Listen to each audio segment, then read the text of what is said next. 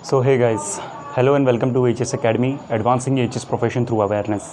So guys, आज का जो ये टॉपिक होने वाला है बहुत ही ज़्यादा इन्फॉर्मेटिव साथ ही साथ यूनिक आप लोगों के लिए होने वाला है, जिसमें कि आज मैं आप लोगों के साथ डिस्कस करने वाला हूँ FSPT के बारे में, जो कि आपका fire sprinkler plunge test. Okay, आप लोगों ने स्प्रिंकलर के बारे में बहुत सारे वीडियोज़ देखे होंगे, स्प्रिंकलर सिस्टम होता क्या है, क्या क्या कंपोनेंट्स है, कैसे वर्क करता है, कैसे इंस्टॉलेशन होती है। लेकिन आज हम जो टॉपिक डिस्कस करने जा रहे हैं उसमें हम ये देखेंगे कि स्प्रिंकलर की टेस्टिंग कैसे होती है। ठीक है, जब तक किसी भी चीज़ की टेस्टिंग नहीं हो जाती है तब तक हम उस पर रिलाई नहीं कर सकते हैं। आपने स्प्रिंकलर लगा दिया अपने घर में, लेकिन वो जब वर्क ही नहीं करेगा तो वो किस काम का है।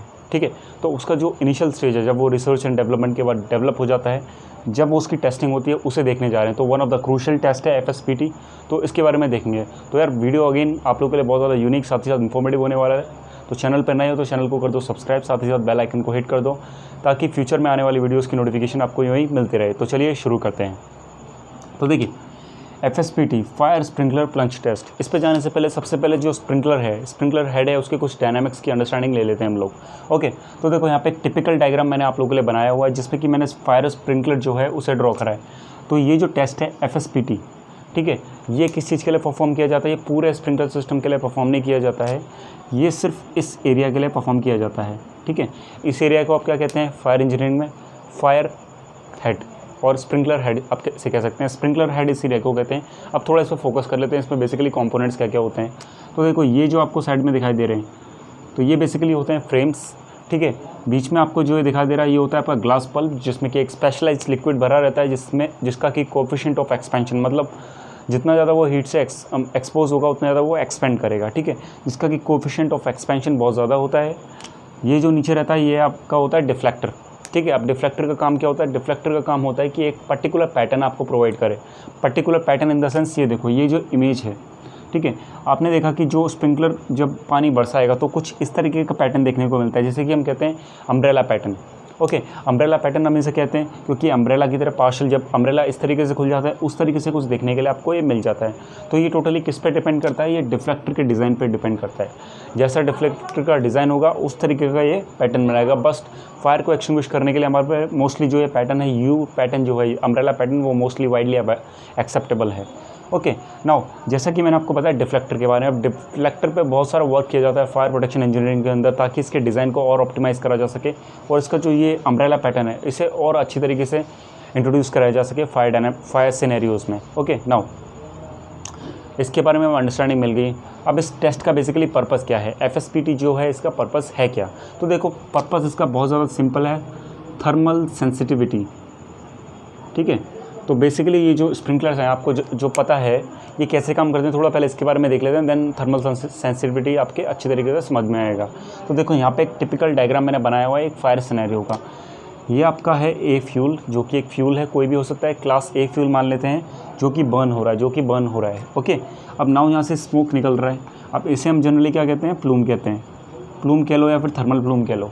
ठीक है, थर्मल प्लूम कहेंगे, जो कि सीलिंग पे हिट कर रहा है। जब वो फॉल सीलिंग पे हिट कर रहा है तो ये इस तरीके से हॉरिजॉन्टल मूवमेंट कर रहा है, वर्टिकल से हॉरिजॉन्टल में चेंज हो जा रहा है। नाउ स्प्रिंकलर एक्टिवेट कब होगा? जब ये प्लूम जो है स्प्रिंकलर को चारों ओर से घेर लेगा। अब यहाँ पे तो पूरा प्लूम आ चुका है। ठीक है, अब जो जनरली हम प्लूम के अगर कैरेक्टरिस्टिक्स देखते हैं, प्लूम के अंदर बेसिकली होता क्या है, इसके कंटेंट्स क्या है? तो इसके कंटेंट्स होते हैं प्रोडक्ट ऑफ कंबशन, जो जलने के बाद हमारे पास मटेरियल आता है, हॉट गैसेस, टॉक्सिक गैसेस। ठीक है, कुछ अमाउंट ऑफ कार्बन, सूट। ठीक है, ये सब चीज़ें हमारे पे होती हैं। तो ये सब चीज़ें जनरली हॉट होती हैं, बिकॉज यहाँ पे एक पायरोलाइसिस जो प्रोसेस है वो चल रही है, तो यहाँ से ओरिजिनेट हुए हैं।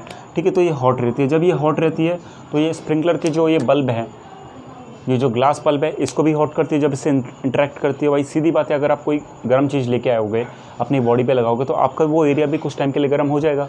तो इसी तरीके से इसे गर्म करती है। जब ये गर्म होता है तो इसके अंदर का जो लिक्विड है वो कहीं ना कहीं एक्सपेंड करेगा, because it has a high coefficient of expansion. जब वो एक्सपेंड करेगा, सो एट दैट टाइम एक ऐसा फेज़ यहाँ पे आएगा जब उसके पास कोई भी जगह नहीं होगी एक्सपेंड करने के लिए। सो एट दैट टाइम आपका एक ग्लास बल्ब जो है वो फूट जाएगा यहाँ पे, और स्प्रिंकलर से वाटर कुछ इस पैटर्न में, जो कि अम्ब्रेला पैटर्न होता है, उस तरीके से बाहर आने लगेगा। तो ये था सिंपल कैसे स्प्रिंकलर काम करता है। तो ये one of the type of sprinkler है यार। इससे पहले भी बहुत सारे स्प्रिंकलर आते थे। अगर आप स्प्रिंकलर के हिस्ट्री पे जाओगे इनिशियल स्टेजेस पे, तो केन स्प्रिंकलर, गिरनल स्प्रिंकलर आते थे, जिसमें कि ये कुछ हेड का आप यूज़ ही नहीं करते थे, डायरेक्टली पानी उसमें से आ जाएगा। ठीक है, फायर लगी उन्हें ऑन करो तो डायरेक्टली जैसे पाइप में से पानी आता है उस तरीके से पानी आता था वहाँ पे, ठीक है। लेकिन अब हमारे पे टेक्नोलॉजी एडवांस हुई है, पहले हम फ्यूजिबल लिंक टाइप पे जाते थे, अब इस पे आ चुके हैं। तो ये था स्प्रिंकलर डायनामिक्स, स्प्रिंकलर कैसे काम करता है, ठीक है।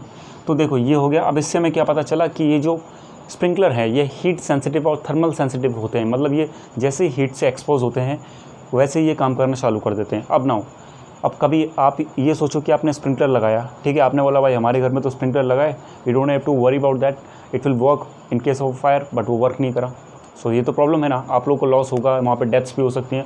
तो इसी को अवॉइड करने के लिए हम यहाँ पे टेस्टिंग करते हैं जिसमें कि हम थर्मल सेंसिटिविटी, इट मीन्स क्या ये प्रॉपरली वर्क कर रहा है, जब ये हीट से एक्सपोज हो रहा है ये ग्लास फल फूट रहा है कि नहीं, ये सब हम टेस्ट करते हैं। तो थर्मल सेंसिटिविटी टेस्ट यहाँ पे होती है इस स्प्रिंकलर की, स्प्रिंकलर हेड की, ठीक है। तो इसमें बेसिकली 2 फैक्टर यार हम कंसिडर करते हैं। पहला तो है आपका RTI, ओके, एंड है आपका C फैक्टर, ठीक है। RTI क्या होता है, ये होता है आपका रिस्पॉन्स टाइम इंडेक्स, और C फैक्टर एक और फैक्टर इसके साथ निकलता है जिनके की कॉम्बिनेशन से हम ये जो निकलता है हमारा थर्मल सेंसिटिविटी पैरामीटर, इसको हम निकाल लेते हैं, ठीक है। तो मेन आप जहाँ पे भी अगर इसकी रिसर्चेस भी पढ़ोगे तो RTI आपको देखने के लिए मिलेगा। रिस्पॉन्स टाइम इंडेक्स मतलब कितने टाइम में ये अपना एक्चुअल रिस्पॉन्स दे रहा है, मतलब ये बल्ब फूट रहा है बेसिकली, ठीक है। तो इसको करने के लिए बेसिकली ये एक इक्विपमेंट का यूज़ होता है जिसका मैंने स्कीमेटिक आप लोगों के लिए बनाया हुआ है, जिसका कि नाम है plunge test wind tunnel, plunge test wind tunnel. इसका जो रियल इमेज है वो मैंने थंबनेल पे लगाया हुआ था, ठीक है, थंबनेल के बैकग्राउंड पे। अदरवाइज़ इसका नाम डालना आप गूगल पे आपको मिल जाएगा, प्लंज टेस्ट विंड टनल, ठीक है। तो इस पे जाने से पहले कुछ बेसिक स्टैंडर्ड की एक फोकस कर लेते हैं, बिकॉज इन्हीं के अकॉर्डिंग हमारी टेस्टिंग होने वाले हैं, ठीक है। तो यहाँ पे 2 बेसिकली यार स्टैंडर्ड हैं जो आपको समझने ज़रूरी है। पहला है NFPA 13, आई होप आप लोगों को ये पता होगा। NFPA 13 is for the standard for the installation of fire sprinkler systems. अगर आपको किसी भी बिल्डिंग में यहाँ पे स्प्रिंकलर सिस्टम्स को लगाना है then you need to follow NFPA 13, ठीक है। ये बेसिकली US स्टैंडर्ड है, लेकिन most of the countries regard as a good engineering practice, तो आप इसे भी फॉलो कर सकते हैं। तो इसमें बेसिकली 3 सेक्शंस आते हैं, D, E एंड R। अब ठीक है, अब D किस चीज़ के लिए होता है, E किस चीज़ के लिए होता है, R किस चीज़ के लिए होता है, वो आज कवर नहीं कर रहे हैं बिकॉज लेंथी टॉपिक है। लेकिन एक हिंट आप लोगों को दे देता हूँ। देखो, स्प्रिंकलर ऐसा नहीं है कि एक ही लोकेशन पे लगते हैं, मल्टीपल लोकेशन पे लगते हैं, कभी केमिकल प्लांट्स में, कभी रिफाइनरीज में, कभी कमर्शियल स्टैब्लिशमेंट्स में, ठीक है, बहुत जगह लगते हैं। तो एज़ पर दैट हम लोग को डिसाइड करना होता है। ये बेसिकली D एक कमर्शियल स्टैब्लिशमेंट के लिए होगा, E इकोनॉमिक जोन्स के लिए होगा। तो इस तरीके से डेवलप किए जाते हैं। अभी मैं आप लोगों के लिए कोर्स डिज़ाइन कर रहा हूँ करेंटली, जिसमें कि आगे जाके हम देखेंगे स्प्रिंकलर डायनामिक्स और स्प्रिंकलर को और अच्छी तरीके से। NFPA 25 की बात करें तो ये है बेसिकली आपका ITM। अब ITM मीन्स क्या होता है भाई, ITM मतलब होता है inspection testing and maintenance of water based fire protection systems. जो भी ऐसे सिस्टम्स हैं, फायर प्रोटेक्शन सिस्टम्स है, फायर प्रोटेक्शन सिस्टम्स आप लोग जानते हैं जो कि वाटर से चलते हैं, ठीक है, वाटर पे काम करते हैं, तो उनकी इंस्पेक्शन टेस्टिंग एंड मेंटेनेंस के लिए ये पूरा स्टैंडर्ड है जिसका कि नाम है NFPA 25। अब इनके एग्जांपल्स क्या क्या हो सकते हैं, sprinkler system, hidden system, dry riser, wet riser, ठीक है, डिलीज वाल्व। तो ये कुछ टिपिकल एग्जांपल्स हैं जो वाटर पे काम करते हैं। यहाँ पे नोवेक को हम नहीं लेंगे because it doesn't work on water. Standard की अंडरस्टैंडिंग हो गई, ठीक है। अब देखो इसको टेस्ट कैसे करते हैं, थोड़ा बहुत टेस्ट कैसे करते हैं उसका प्रोसीजर जानो। ये है आपका ओरिजिनल प्रोसीजर, लेकिन इससे पहले एक छोटी सी चीज़ और देख लेते हैं जो आपने टिपिकली वीडियोस में देखा होगा। वीडियोस में क्या करते हैं जनरली, कुछ वीडियोस आपने देखे होंगे, but I don't know whether this process is correct और नॉट। व्हाट दे डू इज़, ये लोग एक स्टिक को ले लेते हैं जिसमें कि आगे की ओर है एक कपड़ा बंधे रहता है, कपड़ा या कोई ऐसा फ्लैमेबल मटेरियल जिसपे कि वो केरोसिन डाल देते हैं, एक एक्सेलरेंट डाल देते हैं, ठीक है। फिर उसे वो फायर लगाने के बाद डायरेक्टली, जैसे स्प्रिंकलर है तो उस पर एक्सपोज करते हैं, डायरेक्ट मतलब फ्लेम एक्सपोजर कराते हैं। और एक्चुअल स्प्रिंकलर में क्या होता है, प्रोडक्ट ऑफ कंबशन और थर्मल प्लूम एक्सपोजर, ठीक है। ये आपका प्लूम ही तो एक्सपोज कर रहा है यहाँ पे इस एरिया में, बट ये लोग डायरेक्टली फ्लेम से हीट कराते हैं, कुछ देर रुकते हैं एंड देन स्प्रिंकलर काम कर देता है। So whether I don't know whether it's a recorded practice और नॉट, ये आइडेंटिफाइड प्रैक्टिस है कि नहीं, लेकिन ये जो हम बात करने वाला है ये एक आइडेंटिफाइड प्रैक्टिस है NFPA 25 में भी। ओके, नाउ इस टनल की तरफ आ जाओ, इसे समझ लेते हैं अच्छी तरीके से, देन आपके टेस्ट यहाँ पे समझ में आ जाएगा, ठीक है। तो देखो, मैंने आपको नाम बता दिया, प्लंज टेस्ट विंड टनल, ये आपका नाम है, ठीक है। नाउ ये कुछ इस तरीके का दिखता है, मैं आपको एक्सप्लेन कर देता हूँ। ये आपका बेसिकली कम्बशन चैम्बर, जहाँ पे आग लगती है, बेसिकली यहाँ से बेसिकली हॉट गैसेज जो हैं वो कुछ हॉरिजॉन्टल वे में ट्रैवल करती हैं और यहाँ जाके वो फर्दर प्रोसेसिंग के लिए चली जाती हैं, ठीक है। तो ये जो एरिया मैंने यहाँ पे आप लोगों के लिए हाईलाइट करा, ये मेन एरिया है, बिकॉज यहीं पे हमारा जो स्प्रिंकलर है वो टेस्ट होता है, ठीक है। तो बेसिकली होता क्या है यार, एक स्क्वायर प्लेट रहती है जिसमें कि जो ये एरिया है ना, टॉप एरिया, वो लगे रहता है, ठीक है। टॉप एरिया लगने के बाद आप जैसे ये प्लेट है, आप इसके नीचे अपने स्प्रिंकलर हेड को फिट कर सकते हो। स्प्रिंकलर हेड आपने फिट कर दिया तो वो कुछ इस तरीके से यहाँ पे अटैच हो जाएगा। ये देखो, आप स्प्रिंकलर हेड आपको यहाँ पे दिख रहा होगा, ठीक है। ये अटैच हो गया तो इसके ऊपर से बेसिकली एक पाइप कनेक्शन होता है, ठीक है। फ्लेक्सिबल होस कनेक्शन बेसिकली रहता है, ठीक है। अब इसका काम क्या होता है, इसमें तो जनरली वाटर फ्लो होता है, आपने देखा है यहाँ पे वाटर फ्लो होता है एक्चुअल स्प्रिंकलर्स में, but in this case generally जो प्रेशराइज्ड एयर है वो फ्लो होती है। अब इसका बेसिकली रीज़न क्या है, तो देखो यहाँ पे जनरली अगर आपको स्प्रिंकलर कहीं पे फटा है या फिर कहीं पे काम कर रहा है तो कैसे पता लगाओगे, यहाँ पे प्रेशर लॉस होगा। बिकॉज अगर ये जब तक पाइप यहाँ पे बेसिकली जो ग्लास पल्प है लगा हुआ है, इट मीन्स प्रेशर नॉर्मल है। जैसे यहाँ से ये ब्रेक होगा तो प्रेशर डाउन होगा, तो इसी को यहाँ पे मेजर किया जाता है। यही होस जो यहाँ पे एयर प्रोवाइड करती है, यही हमें बताती है वेदर कब यहाँ पे स्प्रिंकलर जो है वो ऑपरेट हुआ है, ठीक है। तो स्प्रिंकलर यहाँ पे लग गया। अब यहाँ से बेसिकली हॉट गैसेस यहाँ पे प्रोवाइड की जाती हैं, मतलब यहाँ से पास होती है। अब देखो हॉट गैसेस के प्रॉपर्टीज़ जान लो। 5 psi का प्रेशर रहता है इन गैसेस का, ठीक है, और 2.5 मीटर पर सेकेंड की इनकी एयर स्पीड रहती है, विंड स्पीड, जिस स्पीड से ये फ्लो होती हैं इस टनल के थ्रू आउट, ठीक है, फ्लो होती हैं। अब देखो टेम्परेचर यहाँ पे है इसका और प्रेशर भी है, ठीक है। तो ये कितनी देर में यहाँ पे रिस्पांस देने वाला है, मतलब स्प्रिंकलर अगर इसको बोला गया कि भाई ये 70-80 डिग्री पे रिस्पांस देगा, मतलब फटेगा ग्लास एंड देन ऑपरेट करेगा, तो देखा जाएगा वेदर वो 70 डिग्री पे कितनी देर में फट रहा है। अगर वहाँ पे 70 डिग्री का जो गैसेस हैं, हॉटेड गैसेस यहाँ से पास हो रही है, तो वो कितना टाइम ले रहा है फटने में, ठीक है। तो बेसिकली इसके लिए एक टेस्ट नहीं करा जाता, इसे 4 टेस्ट में करा जाता है, ठीक है। 4 बार इसे करा जाता है। तो 4 बार आपको ये जान के हैरानी होगी कि चारों बार जो रिज़ल्ट आता है वो डिफरेंट आता है। कभी ये 12 सेकंड में ऑपरेट होगा, कभी 10 सेकंड में, कभी 8 सेकंड में, कभी 4 सेकंड में। तो इनको लेने के बाद एक कांस्टेंट आप कह सकते हैं, एक बेसलाइन बनाई जाती है RTI, रिस्पांस टाइम इंडेक्स की, ठीक है। तो बेसलाइन बनाई जाती है और उसी से इसका डिसाइड होता है, ठीक है। अब बेसिकली यहाँ पे 2 टाइप के स्प्रिंकलर इन लोगों ने एक्सप्लेन करे हैं।